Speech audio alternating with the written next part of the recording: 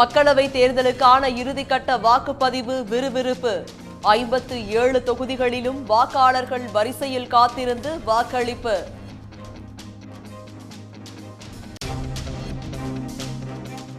மேற்கு வங்கத்தில் மின்னணு வாக்கு இயந்திரத்தை கால்வாயில் தூக்கி வீசியதால் பரபரப்பு.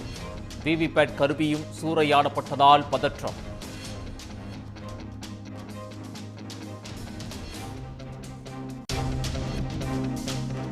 டெல்லியில் இந்தியா கூட்டணி கட்சிகளின் தலைவர்கள் இன்று முக்கிய ஆலோசனை. தேர்தல் வெற்றிக்கு பிறகான செயல் திட்டங்கள் குறித்து விவாதிக்க முடிவு.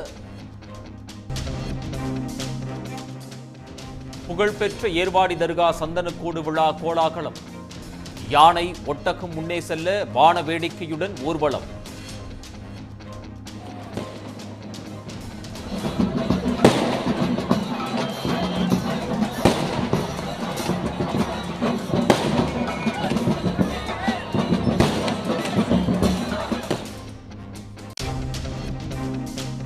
பத்ரிநாத், கேதார்நாத் கோயில்களில் நடிகர் ரஜினிகாந்த் சுவாமி தரிசனம். இமயமலை பயணத்தை முடித்த பிறகு சன் பிக்சர்ஸின் கூலி படத்திற்கு தயாராகிறார்.